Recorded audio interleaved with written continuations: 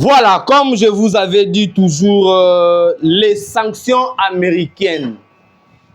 Mauvaise nouvelle pour le clan Kabila. L'un de ses proches vient d'affirmer certaines vérités. Pourquoi Joseph Kabila était sanctionné par les trésors américains? Beaucoup de causes. Gouvernement soumis à un nouveau gouvernement. Est-ce que le gouvernement soumis à où? Nouveau gouvernement, parce que nouveau gouvernement, il faut soumettre à Kende Batouasika, soit premier ministre Yassika Akota. Vital Kamerhe demande le ministère de l'Intérieur. Qu'est-ce qui se cache derrière cette vérité? Batiloukwe Bové rentrer au gouvernement, mais il demande quel poste? Il insiste aux 3 postes. Primo, budget. Segundo, finance. Tertio, plan. Qu'est-ce qui se cache par rapport à l'exigence au Vital Kamerhe et Batiloukwe Bazo exigé na Félix Antoine Tshisekedi Tshilombo, chef de l'État? Nous allons décortiquer ici dans cette émission. Restez connectés, branchés dans votre chaîne Rimer de Kinshasa, Basango ya Congo. Mais avant d'en parler, beaucoup de sujets, Tokuvandana nous na éternelle excellence. Éternel ministre. Depuis 1998, Babanda Gobenga excellence à nos jours. Au gouvernement souminois, il exige aussi un poste à Tikala. Donc, mandat ya Tshisekedi, on aura beaucoup de personnes oyo bako Tikala. Oh, tout le monde a défilé, bazo kende bazo Tikala, mais lui, il est toujours là. Hier, proche collaborateur, ami intime, il y a Joseph Kabila. Aujourd'hui, disciple, enfant aimé, il y a Félix Antoine Tshisekedi Tshilombo au nom de Julien Paluku. Qui est Julien Paluku? Banamboka, Boyoka, ba révélation troublante, biloko wuti le wanango tonton Armand, biloko wuti na mbinguni. Biloko ya solo ya mabe, biloko ya moto. Avant tout, il y a des sanctions aux États-Unis à quoi ici contre Joseph Kabila Kabange, autrement dit en son vrai nom, Hippolyte Kanambe mwana ya Marceline Mukambuku Jena tonton Mutuale. Oyo ba se transforma Joseph et quoi nen Musée Laurent Désiré Kabila na maman Sifa. Poste no to ebité, prénom to ebité, to ebikaka maman Sifa. Balata pe kaka Sifa Kabila. Or que ses parents Marceline Mukamukuje, Julien Paluku, 1998, Julien Paluku était maire de la ville ya Butembo. Nommé par Roubé Roya RCD Goma. Julien Paluku, 1998, Julien Paluku, maire de la ville ya Butembo. 2001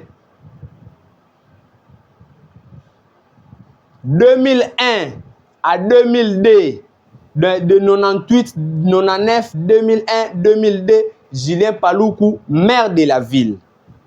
Toye, non, na 99, abandaki na administrateur.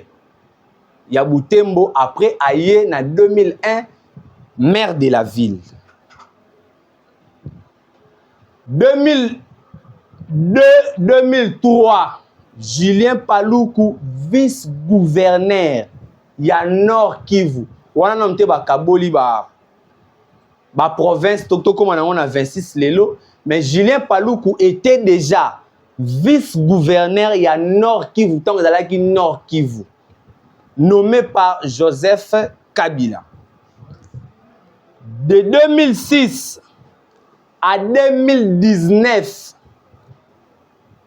Julien Paluku était gouverneur ya Nord Kivu.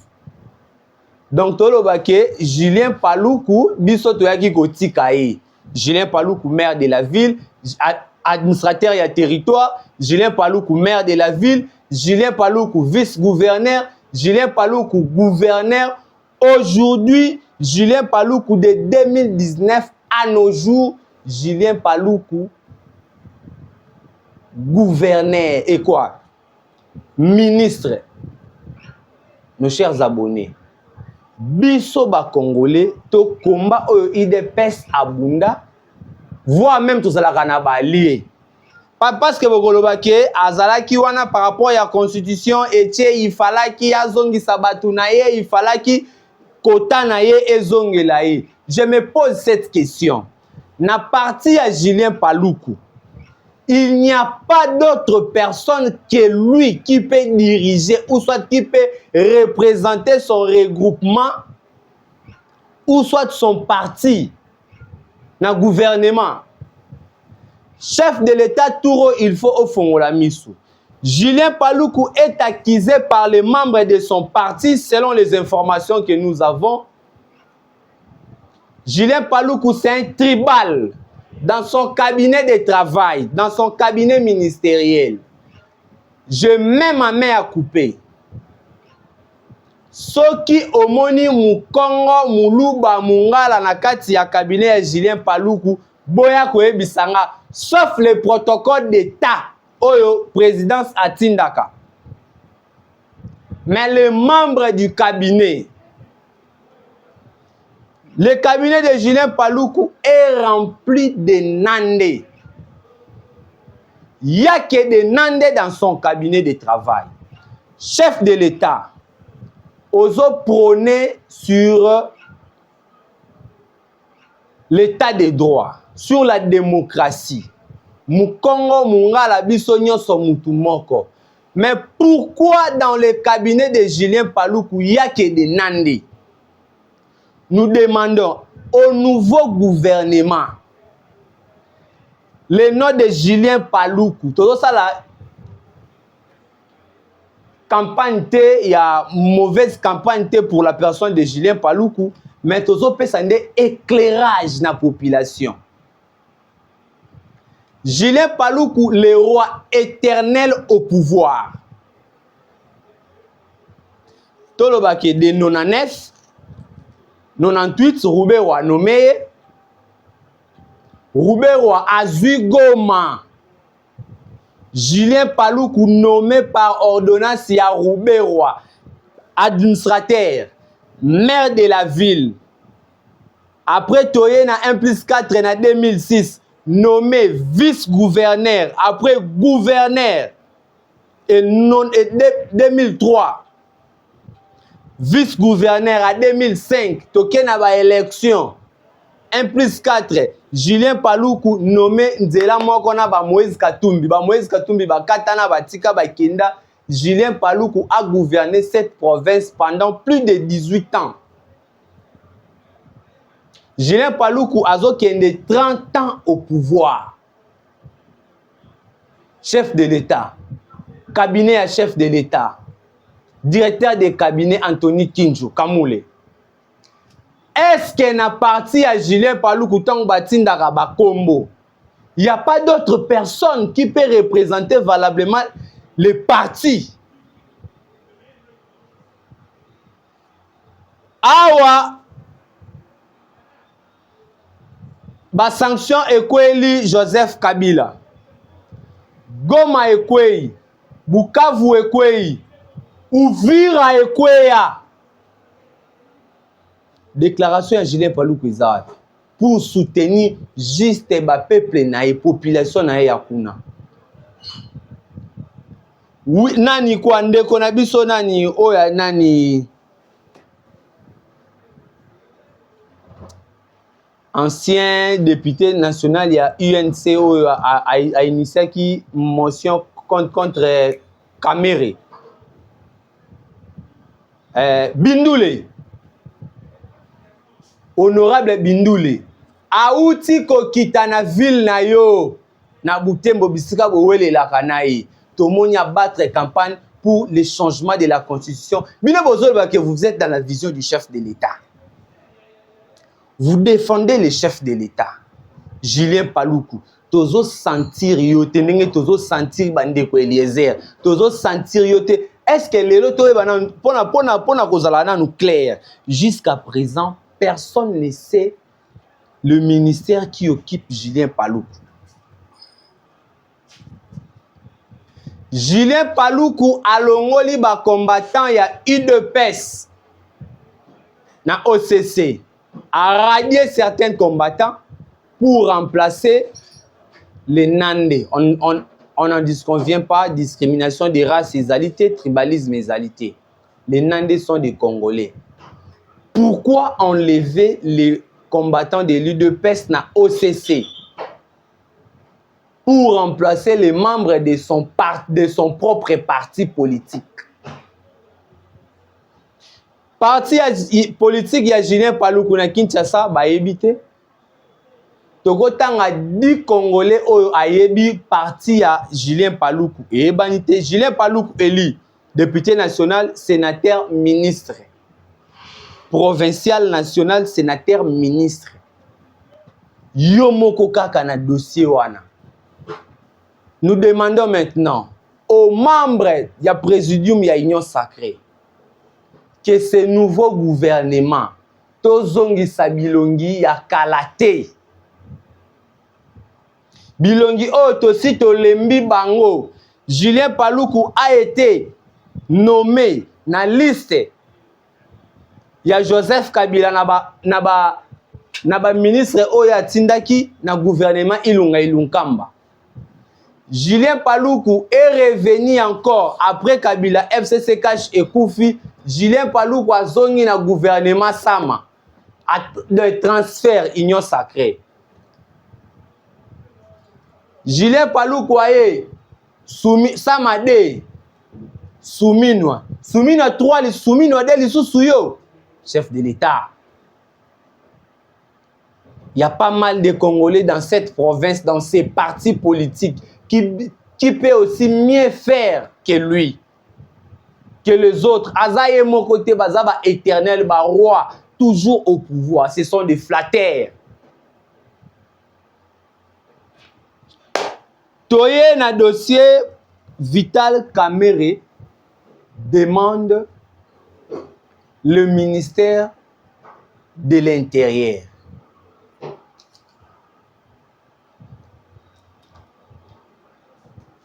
Vital Kamerhe demande le ministère de l'Intérieur. Vital Kamerhe, coordonnateur, soit autorité morale, il y a pacte pour un Congo retrouvé. Bazali na trio. Kamerhe, Paluku, Jean-Lucien Boussa, les éternels.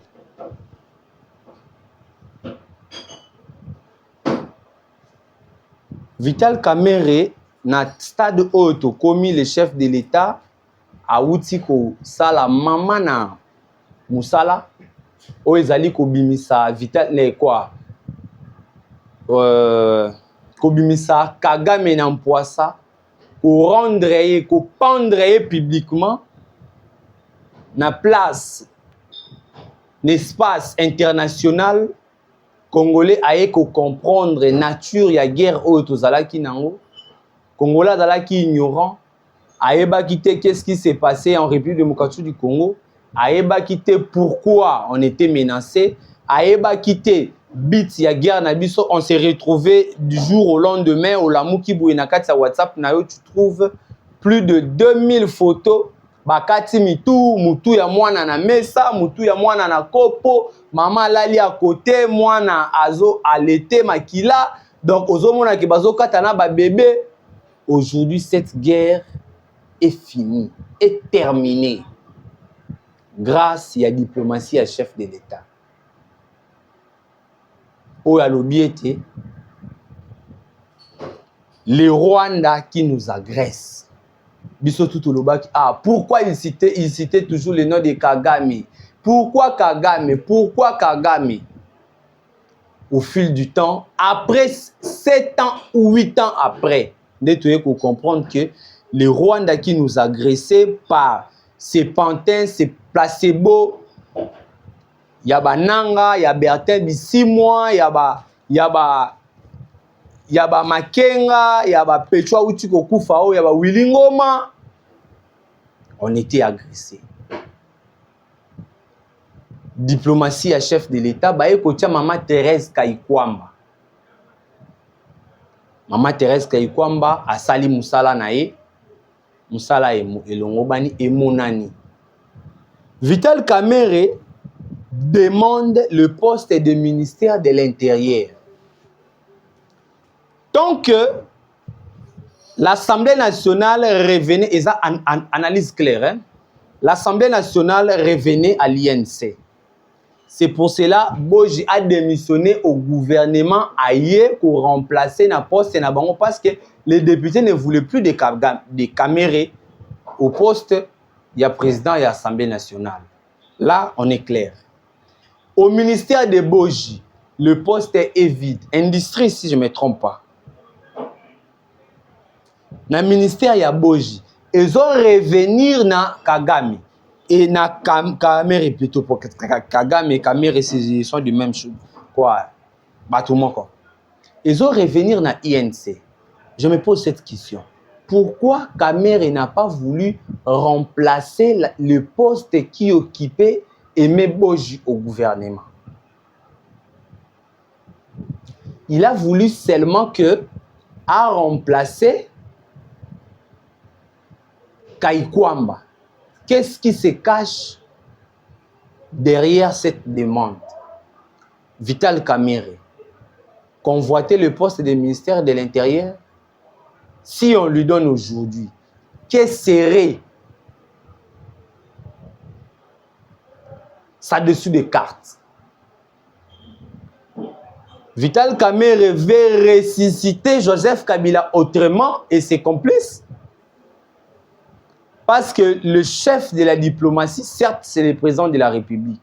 Mais dans chaque domaine, à Tia, Moutoumoko a représenté Vision Nae na côté à affaires étrangères, dans le domaine Ouana. Mais jusqu'à présent, on n'a pas vu les failles de Thérèse Kayikwamba. Jusqu'à présent, Thérèse Kayikwamba a ça il de l'autre côté. Kamerhe ne veut pas travailler la diplomatie pour lui-même, a envisagé 2028.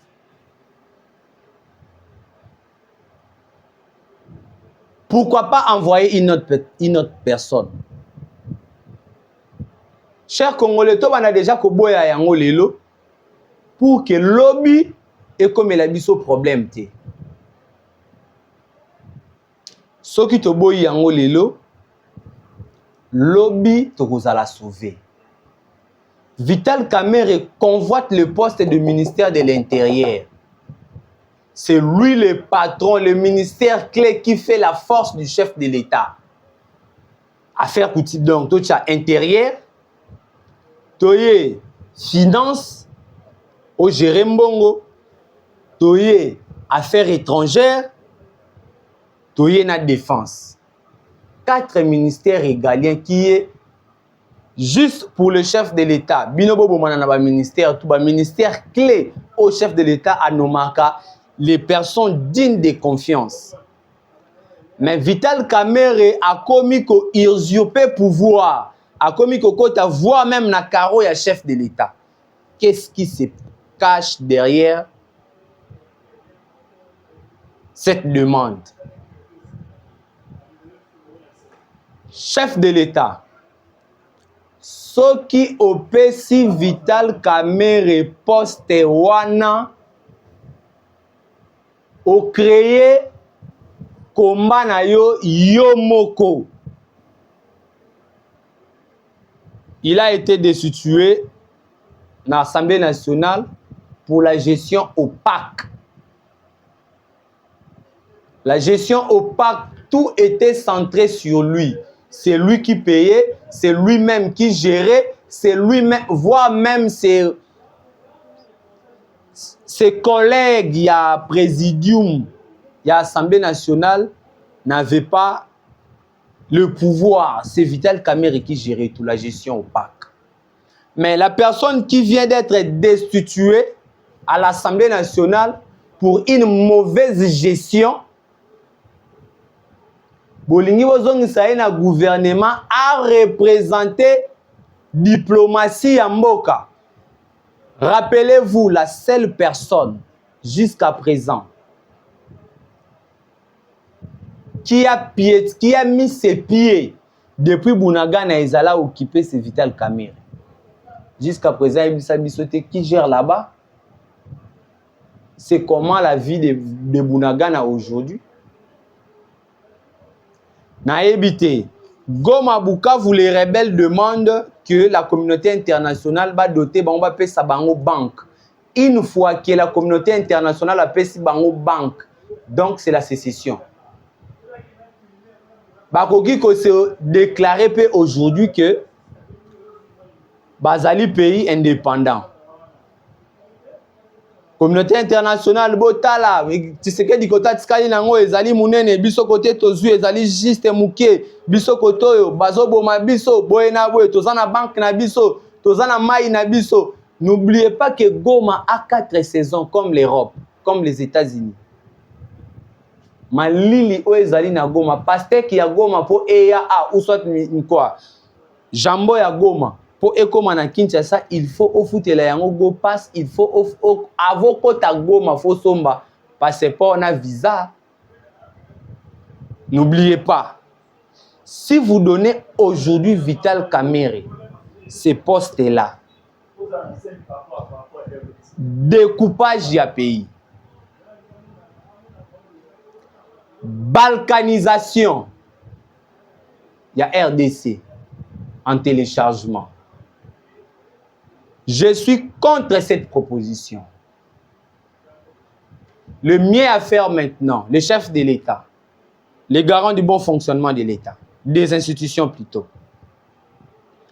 tous les membres déjà Servaki qui sont destitués ne peuvent plus rentrer au gouvernement parce que la République les qualifie comme des incompétents. Bati Lukobo demande le budget finance aujourd'hui. Pour quel but?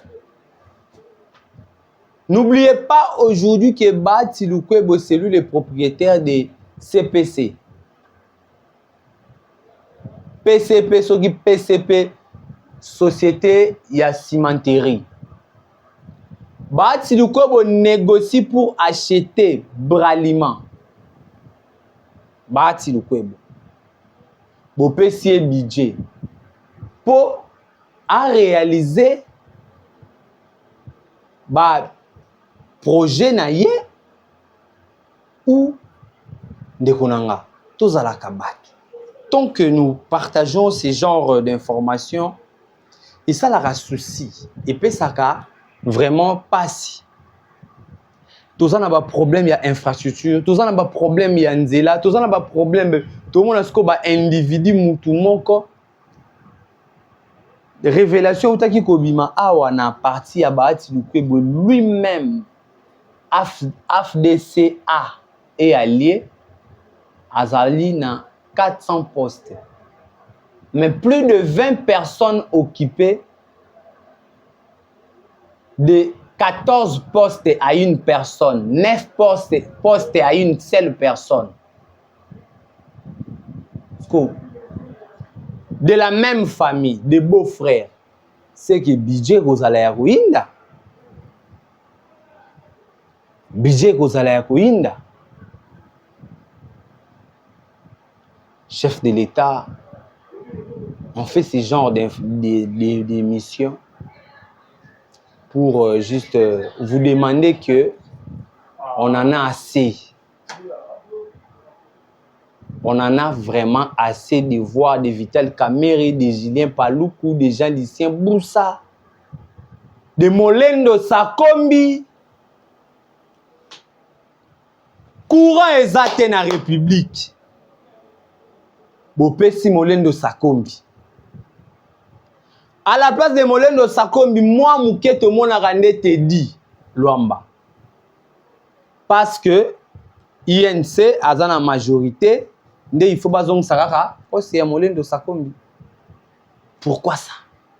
De Molendo Sakombi. Qu'est-ce qu'il fait?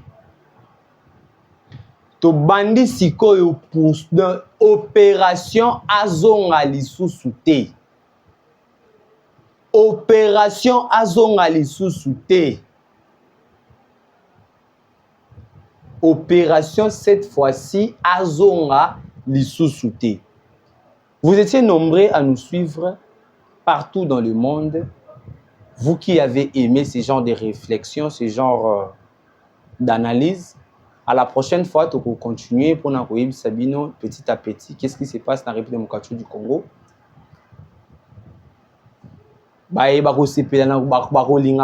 Appelez-nous par plus de 143. Pour vous en plus de matière pour avancer, des révélations sur telle personne, des bonnes informations pour communiquer. Yo kokakolo bate mais biso tozawana amatala kufa tokufa déjà kala pour la République. Toko komisi la plus 243 82 053 31 77. Quant à moi, je vous aime bien. Bye, ciao.